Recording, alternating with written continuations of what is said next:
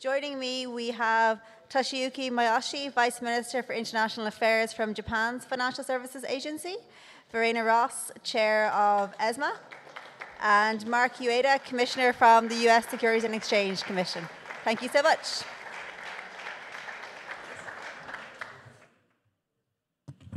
Okay, well, quickly, we may need to rescue that microphone from the floor there, Toshi, if you, yeah, there. Oh, yes, we were one, yes. Okay, everyone's seated, everyone's microphoned. I'm going to call that a result. So there's no on switch, just go. So the first question I'm going to ask all of you, since you were all here for the last panel, is whether anything you heard surprised or concerned you. Mark, since you're next to me, I'm going to start with you. Welcome. Well, thank you. It's great to be here and to present my views as an individual commissioner, not necessarily the views of the full SEC or my fellow commissioners back in Washington. Heard a lot of interesting things. A lot of great business plans. But as a regulator, I think you heard it from some of the speakers. We had the integrated circuit. We had mobile. We had the internet.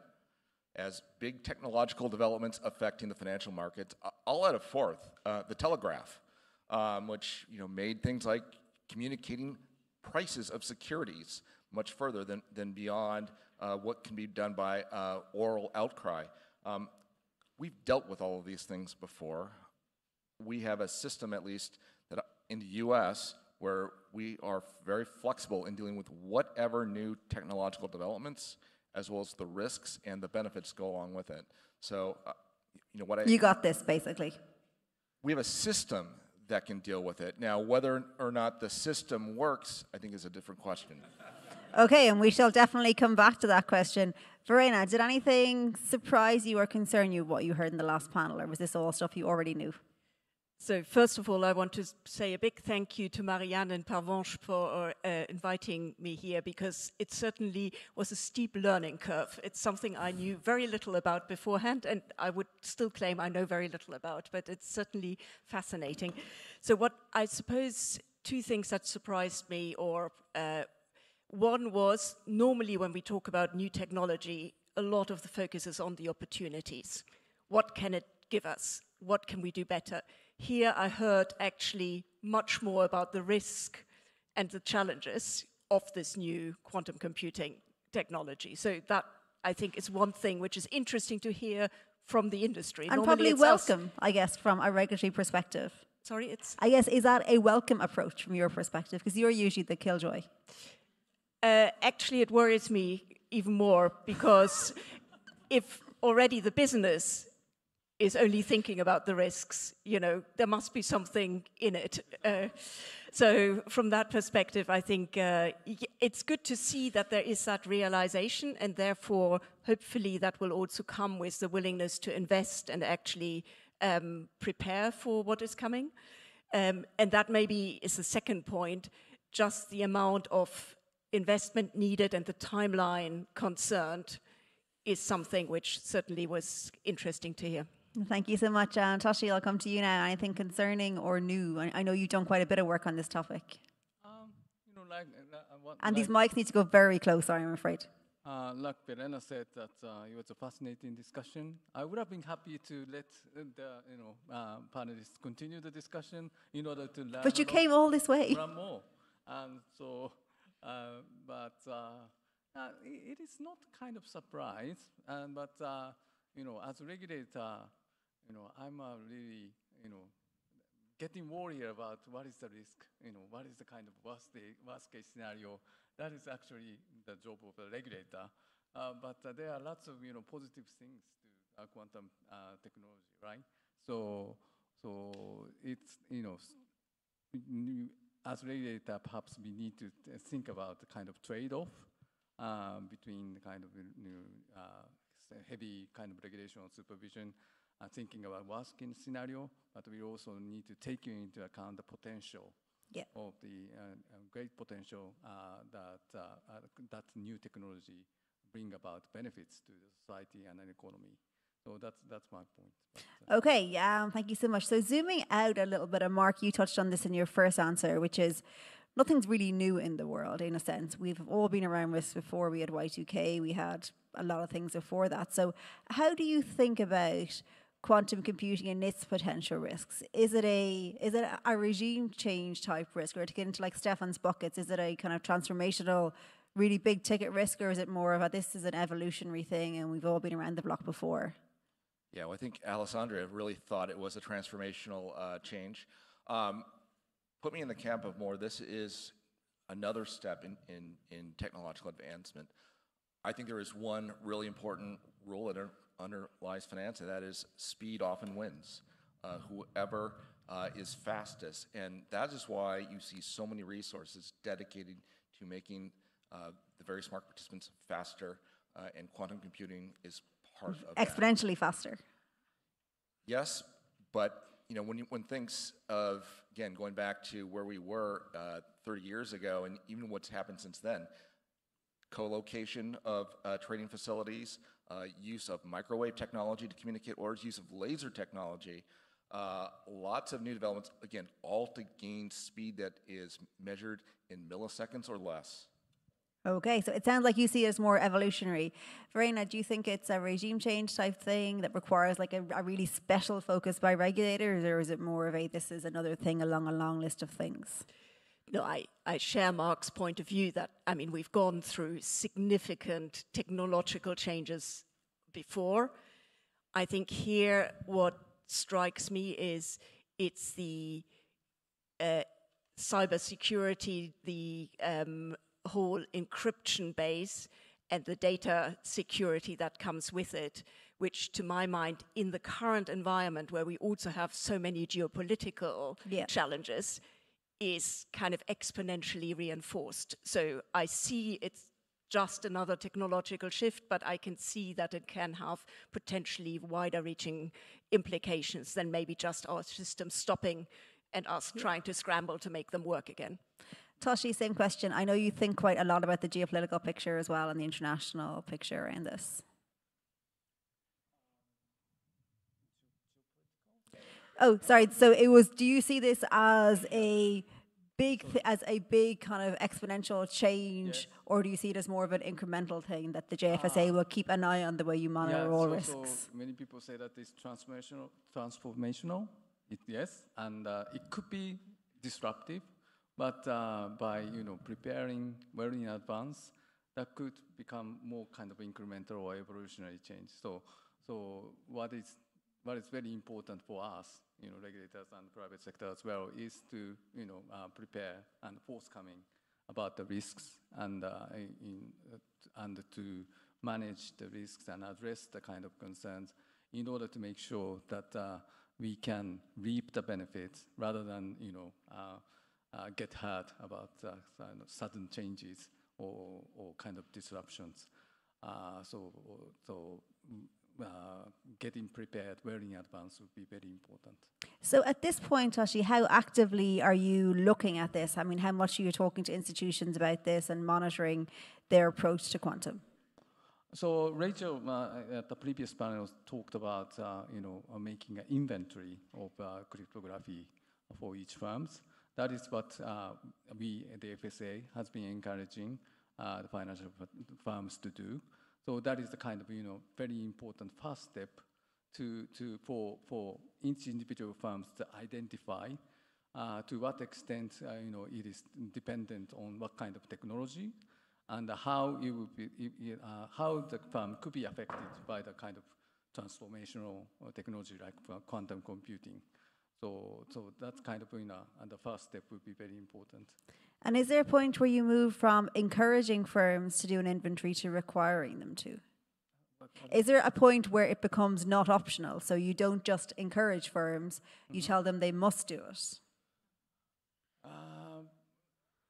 We think that more a kind of two-way dialogue approach could be very effective. At least at this point in time, we cannot kind of pinpoint what kind of things you need to do, given the kind of rapidly changing sort of technological environment and the stage.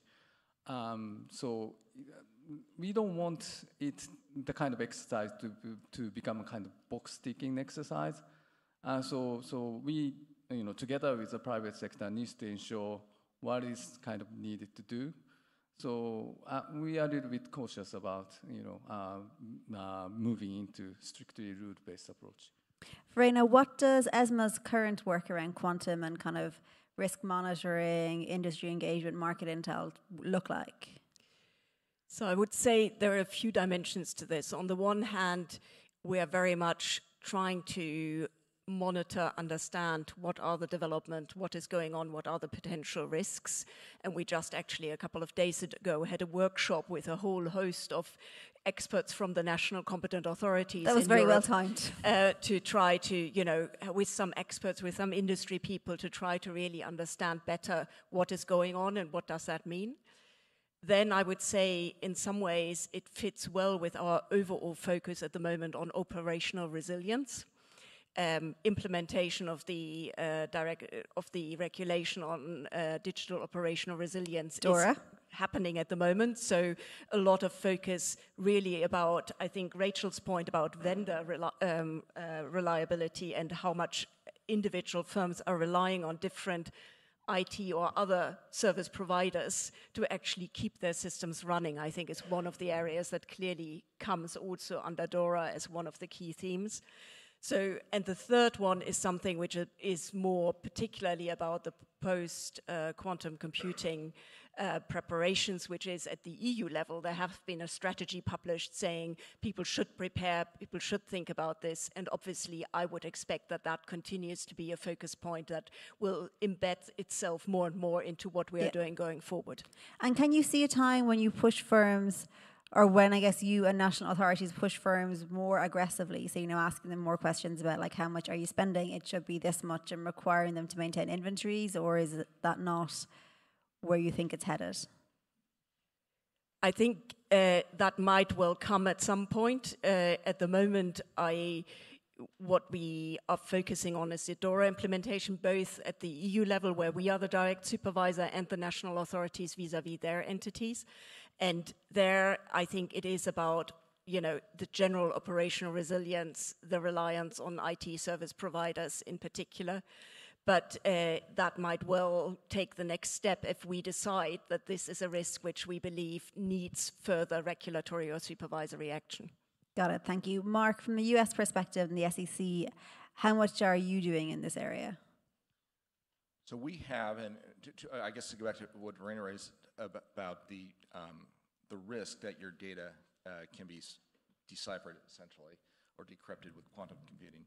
We already have requirements that say you need to protect the data privacy of your customers and clients for our regulated entities, so the broker dealers, the investment advisors, the fund companies. Same thing here in Europe with the GDPR. So you already have this requirement. We do engage. We have our examiners go and they have conversations. How are you fulfilling that, especially as new threats grow? The way I look at it, it is not sufficient to say, well, in 2025 we had state-of-the-art cryptology. Things change. Companies, all the regulated entities who have this obligation to protect the data need to be continually thinking, all right, what is the threat that I'm going to have a data breach and data will be stolen, and what am I taking reasonable steps, and do I have reasonable policies and procedures to guard against that? And typically, one of those reasonable policies and procedures is a periodic review as to whether their existing defenses are sufficient. Okay, thank you very much. So it sounds, the chances of the US passing new regulation in this area strikes me as an outsider as being pretty low, this or any other area. Is that a fair assessment that you don't think it's going to need actual new requirements? Well, I think we've got pretty good requirements right now that are at a high-level principles-based regulatory approach, which is important because that gives us the flexibility to then work with market participants, deal with specific threats. We don't want to mandate by rule, a particular technology that could very easily be outdated 5 years from now or 10 years from now. And that is actually one, I think, the worst things you can do as a regulator is to mandate market participants comply with a procedure or requirement that is not effective and expensive to comply with. I guess that will be a relief to industry participants in this room if they're US based. Toshi, I want to come to you because I know you sit on the G7 on some of this work. And one thing, obviously, these are global challenges and some of the threats. And if you think about the capacity hackers might be building, it's a global threat, a lot of cross-border business as well. How important is it to have some kind of international conversation about these topics? And how is that international conversation progressing, do you think? Okay, so given the cyber threat is kind of, across borders, it is very important to cooperate internationally. But at the same time, we need to take into account that this matters is related to national security issues as well. So that is one of the reasons why it is the G7 which takes the lead in cybersecurity issues at the moment. So G7 issued a number of fundamental elements documents, which is aimed at, broadening spreading the understanding, international consensus about what kind of, cybersecurity needs to be done. But it is, highly principle-based and very high level. So when it comes to, very specific discussion, perhaps cooperation among like-minded partners would be more important rather than more multilateral kind of universal way. Okay, thank you so much. And Verena, the other aspect to this is it's not just financial services. And obviously here we are primarily interested in financial services. But I know in Europe there is a more multilateral approach. And I guess in every jurisdiction there will be. How do you see financial services fitting into the European quantum strategy more generally? I think, and Mark made the reference to data protection, I think it is a slightly similar type of theme. You have a threat that really could potentially impact across all sectors, across all areas. So you try to find a way to look at that holistically across the whole economy. And obviously, what we also heard, I think, earlier was financial services maybe is particularly prone to this, given that we've also developed a lot of technology, are developing a lot of technology that depends on encryptions and different technological ways of doing things. So I think it will have to be a kind of multi-prong approach. So I think it's good to have the holistic approach, but at the same time, we need to think about what does it mean specifically for the financial services actors. Yeah, Mark, how is the US thinking about it from a multi-industry perspective, or is financial services thinking about it itself and then everything else is separate? So we have a coordinating body. It's an acronym like many things in Washington called FIBIC, but basically it's all of the financial regulators, banking regulators, the capital markets regulators, as well as there's some involvement with some in the national security area to think about threats to our infrastructure. So we coordinate across the federal government on these issues. But I do want to go back to something that you said about maybe market participants can rest easy about the SEC's approach. We do have existing rules out there, and they should be very aware of those rules. The fact that we haven't issued a prescriptive requirement doesn't mean that they won't be held accountable in the event there is a significant data breach or data loss under existing rules. And if they don't hear it from the SEC, they may hear it from state attorney generals, or they may hear it from class action lawyers. So there are a lot of potential repercussions should one of these market participants or regulated entities fall short in exercising their oversight of protecting their data. So something else I wanted to ask you all about is when you think about prospectively assessing the risk a firm faces, what are your internal resources around quantum? Do you have people who are expert in quantum computing? Are they more likely to want to work for Pierre than to want to work for you? And how do you assess that? So I guess, Toshi, starting with you, do you have many quantum computing risk experts at the JFSA, and was it hard to find those people? That's a very difficult part. So shortage of human resources is, at least in Japan, there is a kind of critical shortage of experts on this field, on cyber, AI, and IT areas. It is almost more so on the side of regulators because for regulation reasons, we cannot pay a lot of money to an expert, so it is easy for them to find a better job in the private sector. So, it takes decades to educate people. So perhaps we might need to rely on advanced technology like AI in the AI can do your quantum policy. Yeah. Very nice. I know there's been similar challenges in Europe. Do you have many quantum experts at ESMA now? Do you have any quantum experts? So to prepare for this, I actually talked to a couple of people in the organization who knew at least a lot more about it than I do. So it's a good start. Good start. No, I think certainly I think it will and it will remain a challenge to get the people with those type of skill sets to join a regulator in the first place. At the same time, I would say, we have people who are building IT systems, who are trying to create security in the IT systems and so on in our organization and in the national competent authorities.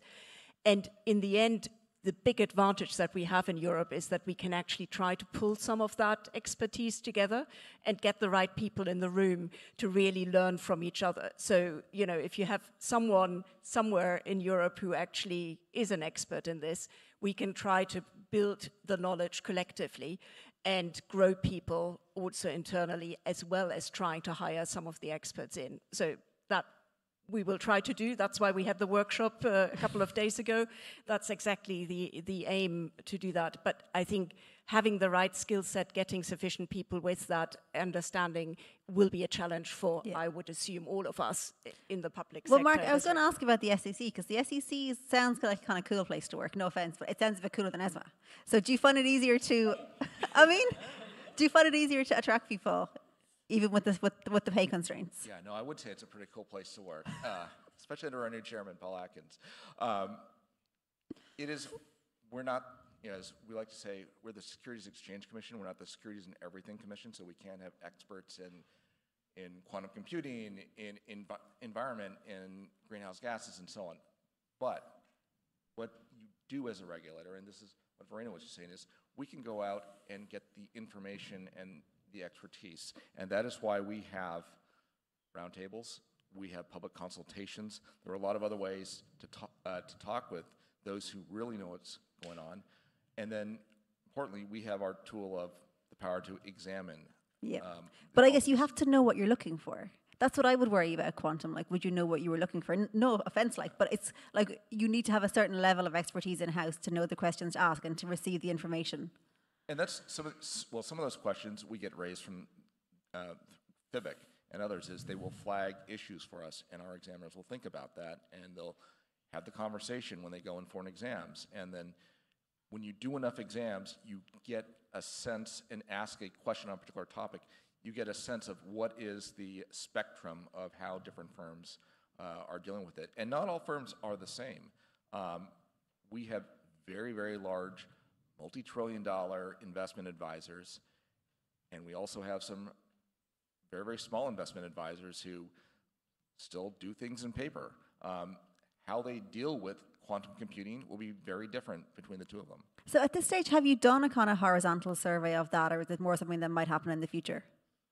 Well, I don't want to talk about at least any particular exam subject, but it is something that our examiners have been asking.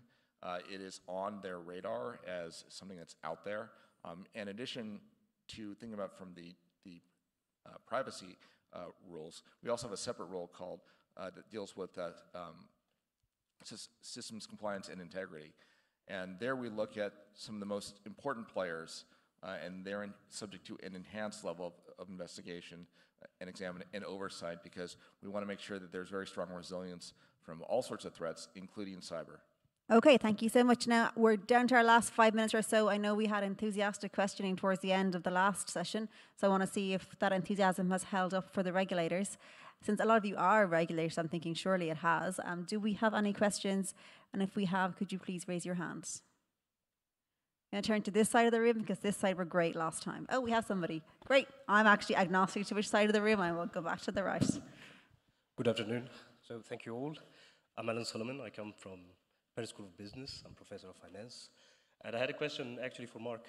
So how prepared is the SEC for sort of fraudulent actions coming or market manipulation that could stem from the convergence of the quantum computing plus the AI-driven things. Yeah, well, the nice thing with... I think is it clear or? Yeah, so Well, keep in mind, regulators have also access to AI tools. And one of the things that we've done over the last 20 years, we've taken an enormous amount of data that we collect from our surveillance between ourselves as well as the self-regulatory organizations of activities. And we, for instance, on insider trading and market manipulation, we have a special unit within our enforcement division called the Market Abuse Unit. And it always amazes me how many cases they are able to bring that start out with the identification of anomalous trading activity. So there are these new tools that potentially bad actors have. We also have new tools, but guess what? It is an ongoing cycle. They will develop new ways to do bad things, and we will develop new ways to try and catch those bad things. okay, thank you so much, and thank you for the question. Have we got some more questions from the audience? Okay, barring any other audience questions, I want to bring in a theme there for our final. We're going to end on an optimistic note. We've talked a lot about the challenges and the dangers and the risks which you must monitor, but do you also see opportunities for how you do business yourselves from quantum computing, AI? You know, you guys also do a lot, you gather a lot of information, you try to read. We talked about stress testing earlier. Verena, I'll start with you because you're just nodding nicely at me. Yeah, because I was listening to Mark and I was thinking, you know, that's exactly a key where obviously, you know, us being able to also employ technology as a regulator and supervisor is extremely important. That's not always easy because we are subject to quite difficult budget constraints, but the fact is, you know... You can't spend $200 million on quantum then. Might be a bit of a challenge. But ESMA is a very cool place to work, I just want to emphasize. And it's in Paris. And it's in Paris, which is beautiful. So, no, the point is that I think we need to make sure that we continue to try to build, and one thing we're doing in the ESMA context is we're actually trying to share sub-tech solutions amongst all the Sub-tech being supervisory technology. Exactly. Thank you. Supervisory technology solutions amongst the national supervisors so that we, you know, don't, if someone has a great idea, invents something, we can actually share that amongst all the supervisors so that we actually bundle the investment much more efficiently and try to build something collectively. That's obviously a big advantage to 27 times trying to do it with your own little budget. Sounds great. Toshi, where do you see the opportunities for technology, quantum AI, but also technology generally to make things easier for the JFSA?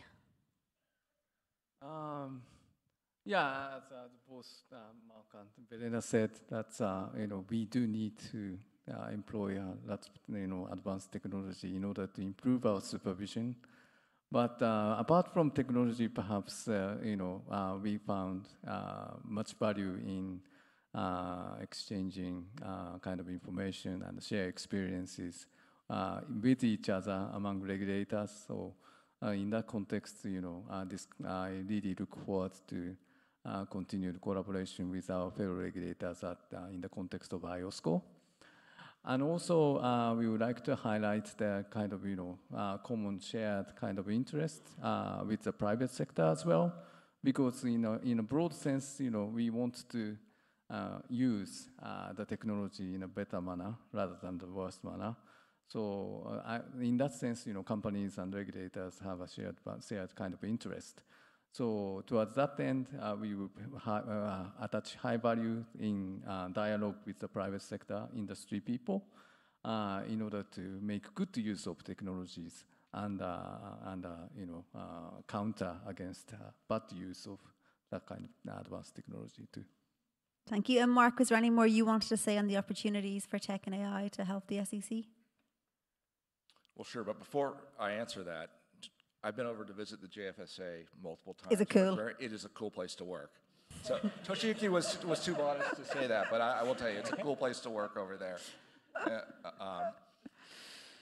So with respect to all these new technologies, you know, when I look at the SEC's mission, It's to protect investors, maintain fair, orderly, and efficient markets, and facilitate capital formation. And the way I look at it, if we're doing our job right, we allow people who have capital, funds to invest, to put their money behind these really interesting projects like quantum computing. Maybe it succeeds, maybe it fails, but that is the way you create innovation, new ideas, new products and services, which I just think is exciting. And again, as a markets regulator, that's what I want to see, opportunities for investors. Now, we're going to be looking at to see how market participants, the public companies who list their stocks with us are using quantum computing, how that shows up in their disclosures, whether it's in their risk factors or whether it's in their business strategy. We ourselves are going to be seeing when does it make sense, subject to prudent fiscal exercise of fiscal responsibility, how we can access those tools eventually. So, yeah, we saw the excitement here. Maybe there seems to be a lot of potential, and we'll see how that plays out. Okay, listen, thank you so much to all of my panel, also to the audience. We're going to say goodbye to this panel now.